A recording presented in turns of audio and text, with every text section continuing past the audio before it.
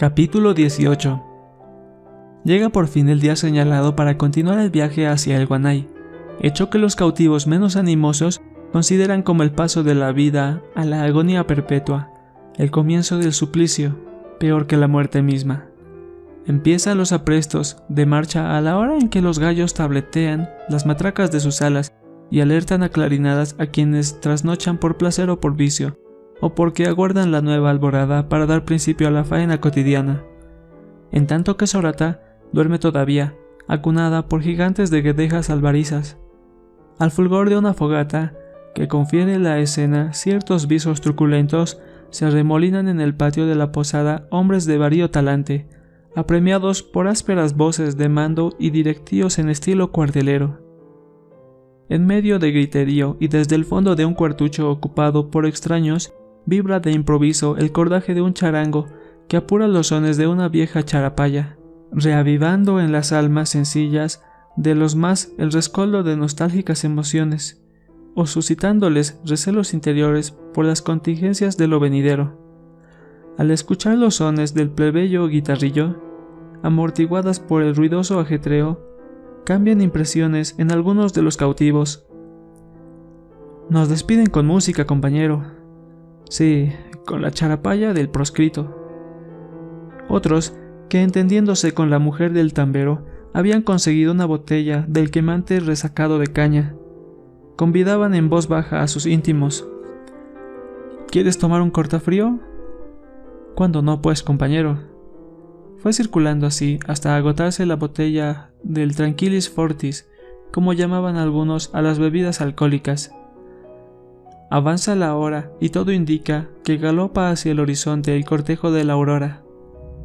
Avívase la algarada gallesca, a la vez que se despiden con graznidos de lechuzas agoreras y laten nerviosos los perros apremiando a coletazos las partidas de la morosa caravana. Y cuando el alba aflora sobre las cimas, comienza el desfile de la columna por el rugoso camino del alcance a la cumbre, el primer tramo de la jornada. Los indios abrigados de ponchos y bufandas, el sombrero ovejuno encasquetado hasta las orejas y el exiguo equipaje a la espalda, chapelean con sus hojotas lanosas de argamasa de la trocha, en obligado entreverío con caballeros antes presuntuosos y ahora tristes jinetes en mulejos mostrencos. Unos y otros caminan concentrados en sus propias preocupaciones, con olvido de perjuicios antagónicos y empujados a idéntico destino. Aclarado el día, distínguese con horror el derrotero siniestro bordeado por abismos de la oscuridad encubierta, y como línea divisoria entre el cielo y la tierra, la coruscante cadena de níveos eslabones, asentada sobre vistrosas moles gigantescas que parecen emerger de la entraña misma del planeta, por entre rasgaduras violentas que dejan al desnudo la escala de estratos multimilenarios, en tanto que a lo lejos se dibujan con tonalidades purpúreas los dintornos imprecisos de caóticas formaciones, magnas obras inconclusas del arquitecto supremo. Por entre gaseosas bambalinas del firmamento asoma a ratos el astro, que no obstante su anémica apariencia comunica al menos la tibieza, sino el calor, que requieren los seres vivientes. A la vez, impelidas por el viento, zarpan en masa las nubes que cabalgan montañas, y en los espacios así despejados ondean egregios cóndores malgus, cuyas sombras se proyectan fugazmente en las vítreas facetas de las nieves sempiternas. A medida que se expande el campo visual, descúbrense extraños perfiles como si manos caprichosas de algún dios mitológico hubieran recortado a tijera los rebordes de la cuenca, y en el fondo de las quiebras, arroyuelos de linfa transparente discurren con desmañada pereza, o se arrojan, juguetones por los rocosos peldaños de su lecho culebrino. Y cuando tras continua caminata bajo el agobio de tajantes ráfagas de cellisca, soslayan finalmente aquellas crestas marfilinas, solo queda a la vista el tumulto de otras moles menores eminentes, parcamente separadas por estrechos cañadones, con laderas moteadas de casuchas solitarias y mustias sementeras, dispersas como lunares en la costrosa epidermis de los pajares desvolados, bien que a estrechos de la tierra se engalana de vistoso maquillaje, que no es sino el revoltijo de hidratadas arcillas, no carentes de belleza por la gama de matices en desorden turbulento. Llega a término la etapa. Nadie columbra el ocaso, porque allí, de ordinario, el sol se ausenta sin fulgores ni celajes. Si bien se marcha en la atmósfera los signos de la hora vesperal, pronto sobreviene la noche sin estrellas ni vestigios de la luna, en tanto que la temperatura desciende hasta congelar los tuétanos. Los viajeros se acogen al favor de una cabaña ruinosa, que la previsión de los misioneros había levantado como refugio en el más inhóspito de los parajes. Hacinados sin distingos, en apretado contacto, justos y pecadores se transmiten mutuamente la tibieza de sus cuerpos, anquilosados por el frío y la fatiga. No hace falta centinelas ni rutinarias medidas de seguridad para evitar que huyese algún preso temerario, porque en esas circunstancias cualquier intento de escape valdría tanto como locamente al encuentro de la muerte. Bien pronto, cautivos y conductores se quedan profundamente dormidos. Unos sueñan sin ronquidos y otros roncan sin ensueños. El segundo día prosigue temprano la marcha, invariablemente por alturas familiares y vizcachas chinchillas. Los débiles rayados solares de la puna se ofrecen a reanimar los músculos ateridos, las inflexas coyunturas. En esas condiciones avanza la columna hasta que se esparce el anuncio de la proximidad de un riesgoso desfiladero, donde suelen perecer, atraídas por la cima, gentes lo mismo que bestias. No se dejan esperar los efectos depresivos del ingrato rumor. Dos indígenas, Francisco Choque y Manuel Vilca, apresados poco antes de haberse negado a entregar la cuota de alimentos que se les exigió el corregidor de Sorata, caminan siempre juntos, solidarios y hermandados, en hierático silencio que pocas veces interrumpían por breves momentos. En esta ocasión, Choque aborda el terreno de la confidencia y susurra en aymara, de modo que solo su aparcero le pudiera escuchar. Quiero contarte una cosa muy seria, compañero. Anoche tuve un mal sueño y temo que nos ocurra alguna desgracia. Eso podría sucederle al que se ha soñado, no a otras personas. Te digo que a todos los que están con nosotros. Vilca, concentrado en sus propias tribulaciones, se muestra reacio a escuchar la revelación. Prefiero que no me cuentes nada. No quiero participar de tus temores. Insiste Choque, empleando cierta energía persuasiva. Es más bien urgente que lo sepas cuanto antes, si no la fatalidad nos va a envolver a todos sin excluirte a ti. Sin darse por convencido, replica Vilca. ¿Crees que con solo divulgar los sueños se conjuran las desgracias? No hay otro recurso, afirma Choque. Nuestros yatiris, que lo saben todo, aconsejan revelar a otras personas antes de mediodía el mal sueño que uno tuvo la noche anterior, para que así se alejen los espíritus perversos que iban a causarle el daño. En cambio, si se abstiene de revelarlo, la desgracia le sobreviene fatalmente. Es este el caso en el que me encuentro. Todavía incrédulo y con dejo de tanto burlón, inquiere Vilca. Y si el sueño augura buena suerte, ¿hay que revelarlo también para evitar que tenga efecto? Claro que no. Cuando el sueño es bueno, hay que mantenerlo en secreto, admite por fin el incrédulo. Bueno pues, si todo lo que afirmas proviene de los yatiris, cuéntame tu pesadilla. Arroja Choque sobre un montón de piedras la coca mascada que la embaraza el cigarrillo, y comienza el relato. Soñé que era día de fiesta, consagrado a la Virgen de Chuchulaya. Mi casa estaba llena de gente invitada y ya nadie faltaba por llegar. Sin embargo, desde afuera una voz extraña me llama con insistencia. Salí hasta el cerco de la casa a ver quién era, para qué me reclamaba. Cuando estuve frente al forastero, advertí que tenía hueca la cuenca del ojo derecho, lo que le daba un aspecto horrible. Yo me estremecí de aprensión y ahogué un grito de terror. Tú sabes, compañero Vilca, que el contraste con un tuerto o soñarse con él no trae cosa que desgracia. Eso sí, no pongo en duda, confirma Vilca. Prosigue el otro su relato. Entonces el hombre funesto me dijo con la mayor naturalidad: estoy de paso y he querido hacerte un servicio, avisándote de cerca de aquí. En el cruce del camino, un perro bien grande está persiguiendo un hato de ovejas, que apresumo sean tuyas. Quizá hasta el momento ya ha dado la muerte de algunas. Esto es todo lo que quise comunicarte. Le agradecí mucho, evitando mirarle la cara. El hombre siguió su camino sin prestarme atención. Al mismo tiempo, me armé de un garrote y corrí a proteger mi rebaño. Efectivamente, un perro negro lo acosaba, y ya varios corderitos yacían sangrentados, al parecer muertos. Lancé a la vez todas las piedras que pude, pero se volvió contra mí, más furioso aún, y yo, anajeado de cólera, lo esperé para matarlo a garrotazos, mas cuando el maldito animal se me puso delante, comprobé que también le faltaba un ojo, negro y tuerto, para colmo de mi mala suerte. Otra persona en mi lugar hubiera muerto de susto, pero yo, como si hubiese visto al demonio en forma de achancho, partí a correr en dirección a mi casa, sin cuidarme de posibles mordeduras. En eso, una voz potente le cortó el hilo del relato. ¡Alto la marcha! ¡Todos a recibir órdenes! Era el mayor Rengifo, que por primera vez en el curso del viaje se daba a sentir enérgicamente, razones de las que solo él y Albino Costa estaban enterados.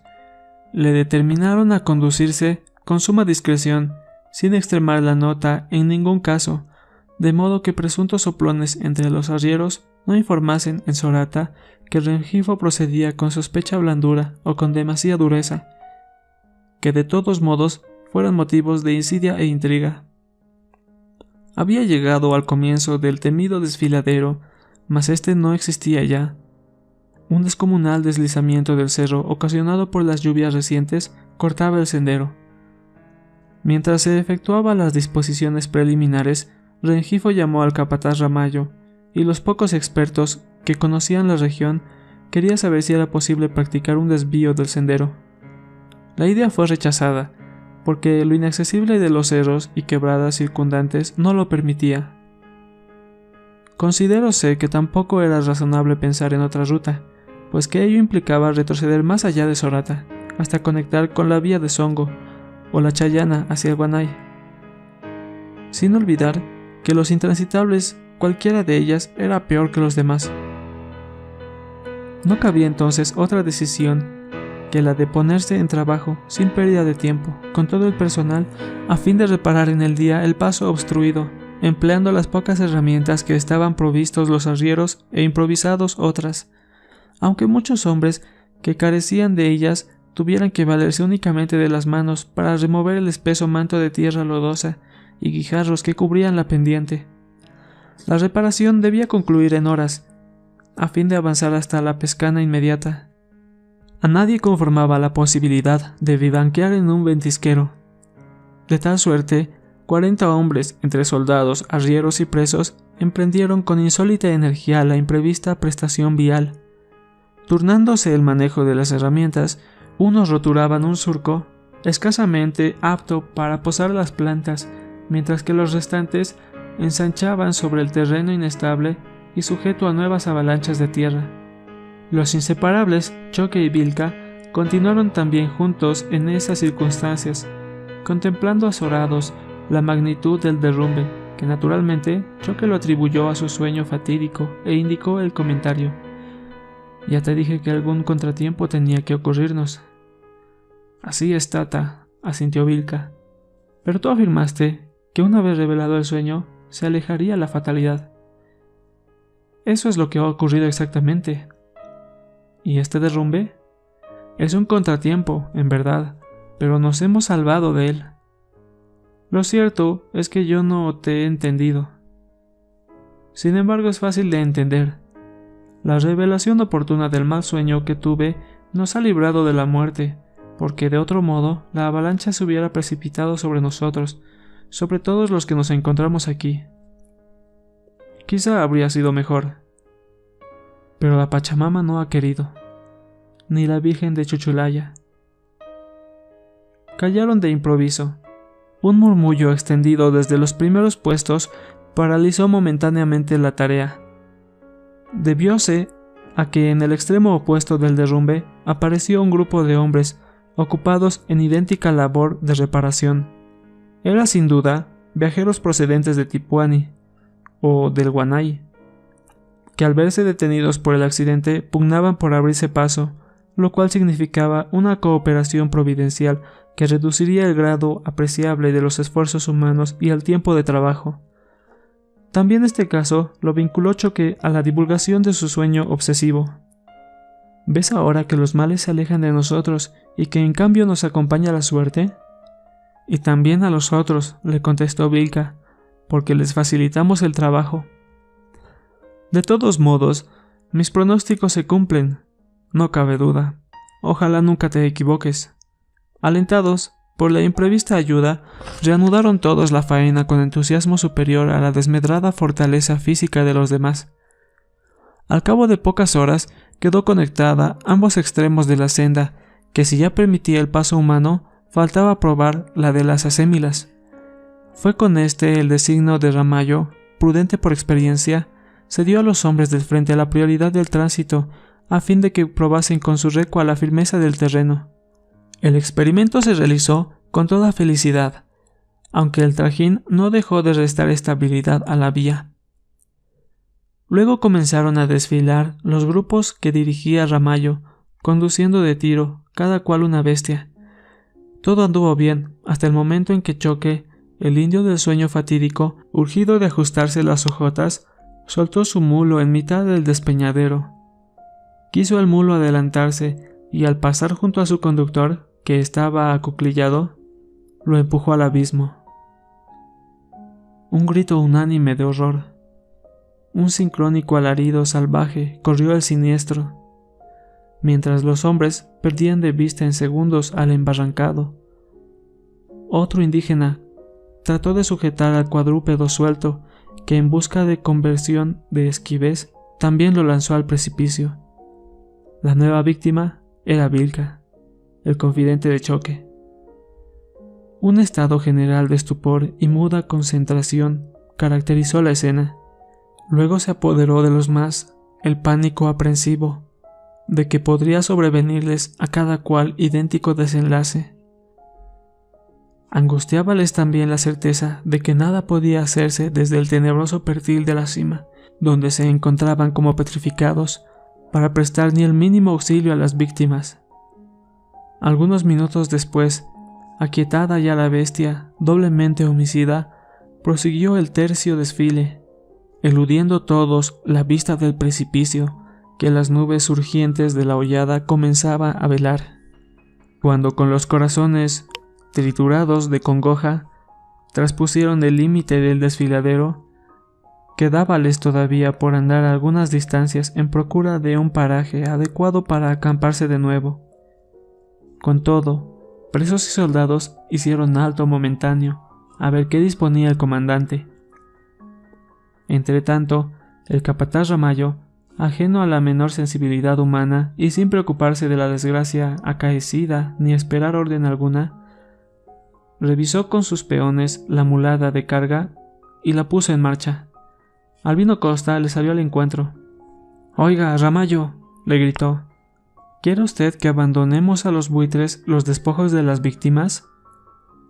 «Usted puede hacer lo que quiera», le contestó con insolencia. «Yo hago lo que me importa». «Deténgase, no podemos abandonarlos». «Si usted quiere, se queda nomás, y yo sigo andando», repuso el capataz, a quien le interesaba más que descansen temprano sus acémilas. Al oír el altercado, que ya había atraído a varias personas, se les aproximó el mayor Rengifo. «¿Qué pasa aquí?», preguntó con energía. Adelantándose Costa a explicar lo que ocurría, también el arriero expuso sus razones, pero el comandante, que por cierto no quería contrariar a ninguno, En vez de resolver la diferencia, se limitó a consultar la opinión del segundo. ¿Cree usted que podríamos rescatar los cadáveres ahora mismo? Imposible, mi jefe, contestó con firmeza. Tendríamos que parar aquí 1 o 2 días. El derrumbe llega hasta el río, y no hay cómo entrar por donde han caído los indios. A lo mejor el mismo derrumbe los ha enterrado. Sin embargo, habría que intentarlo. Es de más, mi jefe. Cuando un viajero se cae a estos barrancos, se lo deja nomás. Querer buscarlos es como para morirse, por puro capricho. Terció Costa con ademán decidido.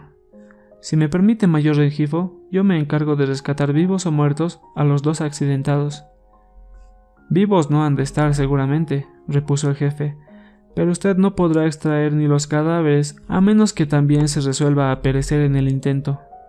Sí, me resuelvo a lo que venga, declaró Costa, tanto por sentimiento de solidaridad humana como porque soy cristiano y me considero miembro de la familia médica. No puedo eludir el cumplimiento de un deber sagrado. Entiendo que no lo hará usted solo. Ciertamente, mayor, necesito el concurso de algunos voluntarios. Los demás se miraron unos a otros las caras, sin decidirse ninguno, menos aún los confinados políticos, caballeros que mal podrían esforzarse por los indios insignificantes. Entonces Costa consultó en aymara a los presos indígenas. Todos, sin excepción, ofrecieron su contingente personal. Alentados por esta actitud y autorizado por el mayor, eligió a los más jóvenes y fuertes, a los que Rengifo agregó 2 gendarmes para aparentar por lo menos el mantenimiento de la vigilancia sobre los presos.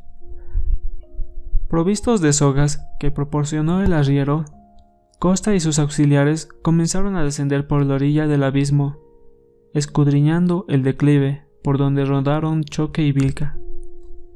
Desesperado Ramallo, por dar a sus bestias pronto descanso, las echó a trotar hacia la pascana inmediata. En cambio, quedó Rengifo con los hombres restantes a esperar el resultado de la búsqueda. Aún no eran las 2 de la tarde. Mientras los presos descansaban o se entretenían a su manera, uno de ellos se acomodó en un lugar apartado, al abrigo del corpulento peñasco, y valiéndose de un resto de lápiz, comenzó a escribir en una vieja libreta de bolsillo. El día anterior, tan luego hicieron alto en la cabaña, se entregó a hacer la misma tarea. Rengifo tomó nota de ello, y ahora por segunda vez. El grupo de salvamento siguió bajando a trechos por la escarpada orilla del despeñadero, o internándose en la masa de tierra inestable, que en partes se transformaba en lodazales debido a la saturación de las aguas urgentes. Más abajo ya no había tierra seca, sino un barrizal continuo que se deslizaba lentamente hacia el fondo de la quebrada.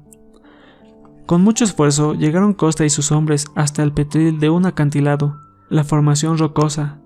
A sus pies constituía un zócalo monumental sobre el que asentaba la mole de la montaña. Desalentados, dieron media vuelta, trepando como cabras monteses por el áspero declive. De pronto vieron algo que se movía en medio de la masa barrienta del derrumbe. Observaron atentamente y luego advirtieron que era un ser humano con la apariencia de una estatua de barro bermejo, hundida hasta los muslos. Se movía apenas de frente a la orilla. Anudaron inmediatamente las sogas y tomando uno de los extremos comenzó Costa a internarse en el área limosa. Los demás le siguieron haciendo cadena. En pocos minutos estuvo a su alcance aquella extraña figura, cuyo tronco atracaron con la soga y anudando esfuerzos consiguieron extraerla a terreno firme. No hablaba el hombre y al parecer tampoco oía. Totalmente cubierto de lodo, no se podía identificar cuál de los 2 accidentados era. Solo tenía visibles las pupilas. Le limpiaron la cara entonces. No cupo más duda. Era Vilca. En tanto que Costa hacía un examen de urgencia y seguidamente masajes, 2 hombres se encargaron de buscar agua para reanimarle, como fuera problemático encontrar otra cosa que el lodo. Subieron hasta donde comenzaba el barrazal, entonces vieron también al margen del derrumbe un hombre que yacía inmóvil. Sin dificultad reconocieron a Choque, con menos satisfacción que temor, pues que no daba signos de vida. Llamaron a gritos al médico, y tras haberle cambiado de posición, comprobaron que solo estaba desmayado por las huellas que aún quedaba en la tierra floja. Comprendieron que había rodado hasta detenerse en algún obstáculo y que después de recobrar el conocimiento, logró salir a suelo firme, donde volvió a desvanecerse. Cuando el grupo de auxilio descendió por ahí, seguramente Choque se encontraba todavía semisepulto en medio del deslizamiento. No tardaron en reunirse todos. Uno de los gendarmes se adelantó a comunicar al mayor Rengifo el resultado feliz de la faena, en tanto que los demás se daban modos de conducir cuesta arriba a los maltrechos indígenas. En cerca a 2 horas salieron por fin al camino, con un resto de sol. Allí aguardaba solo el gendarme, con 2 mulas ensilladas, la de Costa y la del mayor Rengifo, que al conocer la noticia se habían puesto en marcha, dejando su cabalgadura a fin de que sirviera a uno de los accidentados. Comenzaba a oscurecer cuando llegaron los últimos a la Pascana. Los presuntos occisos a lomo de bestia. La sensación general tuvo alternativas de asombro, admiración y por primera vez de alegría. El propio Ramallo, no obstante su anterior pesimismo, reconoció a Costa como el héroe de la jornada. Y una vez los protagonistas de la casi tragedia recobraron el pleno uso de las facultades, volvieron al tema que les ocupó toda la mañana. En tono de confidencia que habitualmente empleaba, Choque le dijo a su aparcero: «Debemos dar gracias a Dios y a nuestros buenos compañeros que nos han salvado. Así es, Tata Choque, podemos decir que hemos nacido de nuevo. ¿Ya has visto que mis sueños no fallan? Por eso hemos estado a punto de morir. Si no te hubiese contado mi pesadilla, no estuviéramos vivos». Vilca, que se sentía inmotivadamente envuelto en la desgracia, contestó: «Cuando vuelvas a tener un mal sueño, cuéntale a cualquier otro, menos a mí.